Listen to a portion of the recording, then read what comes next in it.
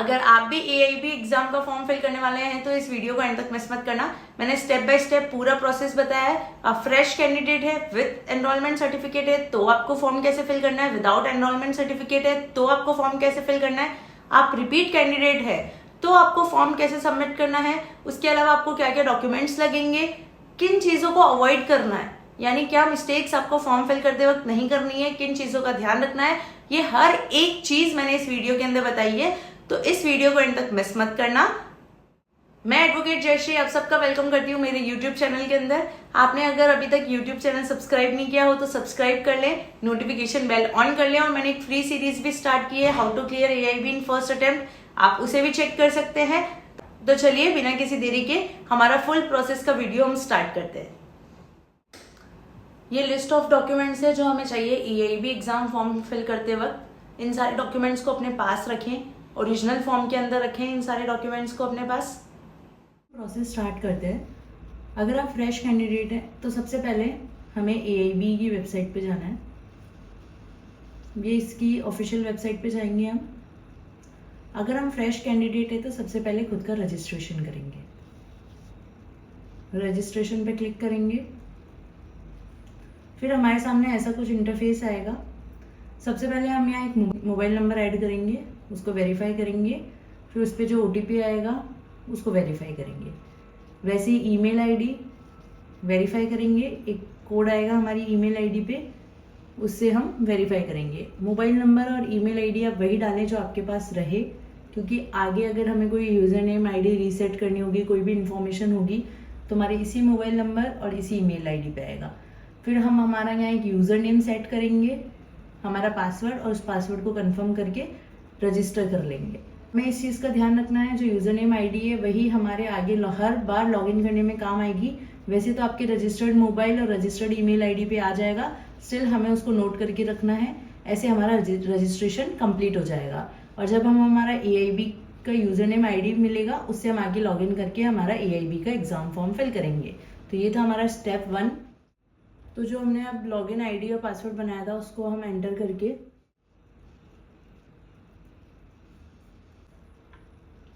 हम लॉगिन कर लेंगे।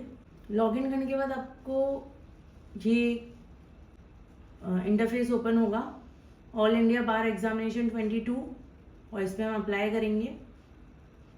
अप्लाई करने के बाद हमारा कुछ ऐसा इंटरफेस होगा। ये address detail, education details, examination centre वगैरह के बारे में। फिर हम हमारा जो भी डॉक्यूमेंट होगा उसको अपलोड करेंगे, फिर एक डिक्लेरेशन फिल करके और पेमेंट कर देंगे। सबसे पहले यहाँ हमारा name, nationality, mother's name, father's name, category SC ST unreserved कौन सी कैटेगरी से बिलोंग करते हैं, जेंडर, डेट ऑफ बर्थ, जो रजिस्टर्ड मोबाइल नंबर है वो ऑलरेडी इधर आ जाएगा। आपको कोई अल्टरनेट मोबाइल नंबर डालना है तो वो इधर। उसके बाद आपका ईमेल ID, और अगर आप किसी डिफरेंट एबिलिटीज से ग्रस्त है तो वो इधर। उसके अलावा आप कौन सा, यहाँ इस चीज़ का ध्यान रखना, आप कौन सा गवर्नमेंट ID प्रूफ आगे रखेंगे अपने साथ, आधार, ड्राइविंग, पैन कार्ड, और इसमें कौन सा अटैच करने वाले हैं, जो भी करेंगे उसको क्लिक करके उसका जो नंबर है वो इधर फिल करेंगे। और कैंडिडेट टाइप में आप फ्रेश है या रिपीट, ये वाली चीज़ इधर हमें सेलेक्ट करनी है। उसके अलावा ये सबसे इंपॉर्टेंट पार्ट आता है, इधर फोटो और सिग्नेचर अपलोड करने के बाद इधर एक सबसे इंपॉर्टेंट क्वेश्चन आता है। यहाँ पे स्टूडेंट सबसे बड़ी मिस्टेक करते हैं, are you candidate without enrolment certificate और in the final sem of final year of a 3 year और 5 ईयर LLB प्रोग्राम, यानी आप वो कैंडिडेट हैं क्या जिसके पास एनरोलमेंट सर्टिफिकेट नहीं है, या आप अभी फाइनल सेम या फाइनल ईयर के स्टूडेंट हैं। तो अगर आपके पास एनरोलमेंट सर्टिफिकेट है तो आप इधर नो सेलेक्ट करेंगे और अपना स्टेट बार काउंसिल का कौन से बार काउंसिल से आप हैं वो सेलेक्ट करेंगे। UP से हैं, MP से है, राजस्थान से है, अपना एनरोलमेंट नंबर डालेंगे और आगे प्रोसेस कर जाएंगे। लेकिन आपके पास अभी अगर एनरोलमेंट सर्टिफिकेट नहीं है तो आप इधर येस क्लिक करेंगे, और जब येस क्लिक करेंगे तो एक अंडरटेकिंग फॉर्म ऐसा आएगा, इसको आपको डाउनलोड करना है। डाउनलोड करने के बाद इसका प्रिंट भी निकालना है, प्रिंट निकालने के बाद इसको फिल भी करना है। उसके अलावा अब इन 4 चीज़ों में से आप किस पे क्लिक करेंगे ये समझते हैं।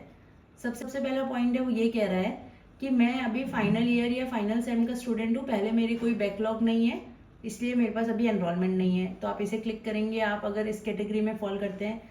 सेकेंड कैटेगरी वो है कि मैं लॉ ग्रेजुएट तो हूँ लेकिन अभी मैं कहीं पे जॉब कर रहा हूँ, इसलिए मेरे पास एनरोलमेंट सर्टिफिकेट नहीं है। मुझे पता है AIB क्लियर करने के बाद 6 महीने के अंदर अंदर मुझे एनरोलमेंट कराना है ताकि मैं प्रैक्टिस कंटिन्यू कर सकूँ। आप इस कैटेगरी में फॉल करते हैं तो आप इधर सेकंड पे क्लिक करेंगे।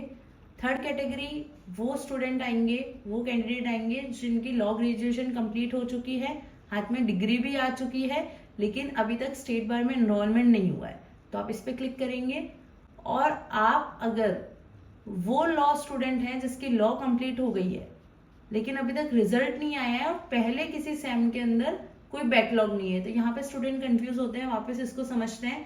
अगर आप फाइनल ईयर या फाइनल सेम के स्टूडेंट है, पहले कोई बैकलॉग नहीं है, तो आप इस पे क्लिक करेंगे। आपकी लॉ हो चुकी है, कहीं जॉब कर रहे हैं तो आप इस पे टिक करेंगे। आपकी लॉ हो चुकी है, डिग्री आ चुकी है लेकिन अभी तक एनरोलमेंट नहीं हुआ है तो आप इस पे टिक करेंगे। और आप अगर वो लॉ स्टूडेंट हैं जिसकी लॉ कंप्लीट हो गई है लेकिन अभी तक रिजल्ट ही नहीं आया है फाइनल ईयर का और पहले कोई बैकलॉग नहीं थी, तो आप इस पे क्लिक करेंगे। इस पे करने के बाद आपने अंडरटेकिंग फॉर्म डाउनलोड कर लिया। अभी तक हमारे पास एनरोलमेंट सर्टिफिकेट नहीं है, इसलिए हम ये अंडरटेकिंग फॉर्म फिल करेंगे। इसको डाउनलोड करके हम इसको फिल करके अपने पास रखेंगे। जब बाकी डॉक्यूमेंट्स अपलोड करेंगे तब इसको स्कैन करके उसके साथ अपलोड करेंगे हम। अब हम जाएंगे नेक्स्ट स्टेप के ऊपर। यहाँ पे हम हमारा एड्रेस फिल करेंगे। अगर आपका परमानेंट और प्रेजेंट एड्रेस सेम है तो ये करके इसको अच्छे से फिल कर लेना। उसके बाद हम फिर नेक्स्ट स्टेप पे जाएंगे। नेक्स्ट स्टेप पे आएगा हमारा education details, secondary, high secondary, diploma कोई किया है तो इधर फिल करेंगे और हमारे लॉ का जो भी है वो इधर हम फिल करेंगे। उसके अलावा कोई ग्रेजुएशन मास्टर्स के जो हमारी क्वालिफिकेशन है वो इधर फिल करेंगे और कुछ अपने एडिशनल क्वालिफिकेशन है तो वो इधर डाल देंगे हम। फिर हम आएंगे नेक्स्ट स्टेप पे। अब ये इम्पॉर्टेंट है, यहाँ हम कौन सा एग्जाम दे रहे हैं, AIB 22। आपको यहाँ लैंग्वेज बहुत सोच समझ के सेलेक्ट करनी है। जो लैंग्वेज आप यहाँ सेलेक्ट करेंगे अपने एग्जाम के लिए, उसी लैंग्वेज में आपके पास एग्जाम का जो पेपर है वो आएगा। बहुत जने इसमें भी मिस्टेक कर देते हैं, इंग्लिश, उर्दू, डोगरी, जिसमें भी आपको चाहिए आप वो सेलेक्ट कर लें। उसके बाद यहाँ 3 ऑप्शन दिए हैं कि आप सिटी चूज करें, आपको आपका एग्जाम सेंटर किधर चाहिए। अगर जो फर्स्ट प्रेफरेंस है मोस्टली उधर ही मिल जाता है, तो आप उस हिसाब से सिलेक्ट करके फिर हम जाएंगे नेक्स्ट स्टेप के ऊपर। नेक्स्ट स्टेप के ऊपर यहाँ secondary, high secondary, graduation, LLB, इन चारों की मार्कशीट्स अपलोड करनी है। सेकेंडरी, हाई सेकेंडरी की एक ही होती है, ग्रेजुएशन और LLB की हमारी एक से ज़्यादा मार्कशीट होती है, तो हमें उसका PDF बनाना है। ये चीज़ इधर देख लें कि जो PDF है वो 600 KB से ऊपर नहीं होना चाहिए। आप 3 फॉर्म में अपलोड कर सकते हैं, JPEG, JPG एंड PDF। ये तो JPG में हो जाएंगी, लेकिन जो ग्रेजुएशन और LLB की मार्कशीट है वो इधर हमें PDF के अंदर अपलोड करना है।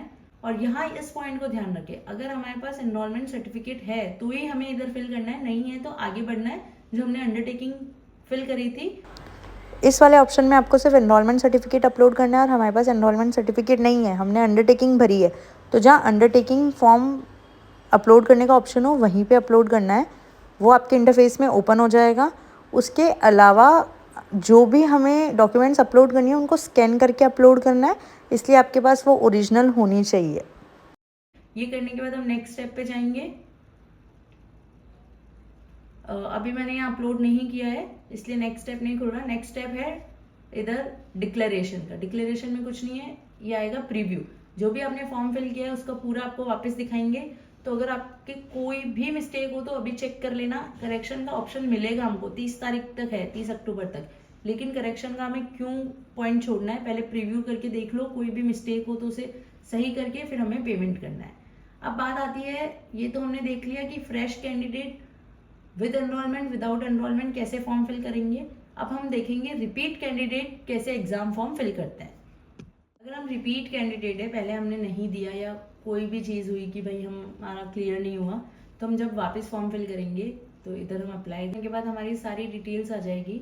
अब इधर एक चीज़ है कि अगर आपके पास अब हमारा एनरोलमेंट सर्टिफिकेट आ गया तो इधर चेंज करेंगे, और अगर एनरोलमेंट सर्टिफिकेट भी नहीं आया है और हमारी कोई कैटेगरी चेंज हो गई है कि फॉर एग्जांपल पहले मैं फाइनल ईयर में थी, अब मेरा या तो लॉ कंप्लीट हो चुका है लेकिन रिजल्ट नहीं आया, या फिर मैं वो कैंडिडेट हो गई हूँ जिसने लॉ भी कंप्लीट हो गया और रिजल्ट भी आ गया लेकिन अभी तक एनरोलमेंट नहीं हुआ, तो मैं इस पर क्लिक करके इस चीज़ को चेंज करके वापस सेव करके आगे बढ़ के वैसे ही सारे स्टेप्स को रिव्यू करूँगी, कहीं पे मुझे अगर कुछ चेंज करना है।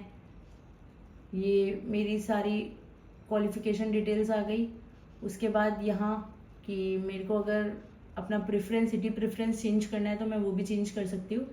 फिर नेक्स्ट करके यहाँ मैं सब अपलोड करके वापस प्रीव्यू करके पेमेंट मुझे पूरा ही करना पड़ेगा। जो लोग ये कह रहे हैं ना कि सेकेंड या थर्ड टाइम अटेम्प्ट करते वक्त पेमेंट का कोई हमें कंसेशन मिलेगा, कोई नहीं। आपको 3500 और अकॉर्डिंगली आपकी कैटेगरी वाइज आपको 3500 या 3100 ही पे करना पड़ेगा।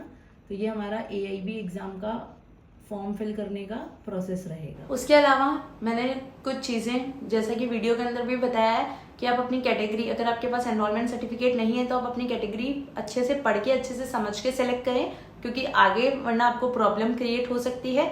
उसके अलावा आप जो भी इंफॉर्मेशन फिल करें वो एकदम सही करें, 2 बार चेक करें, उसके बाद ही सबमिट करें। तो मैंने फॉर्म फिलअप करने का पूरा प्रोसेस आपको स्टेप बाय स्टेप समझा दिया है।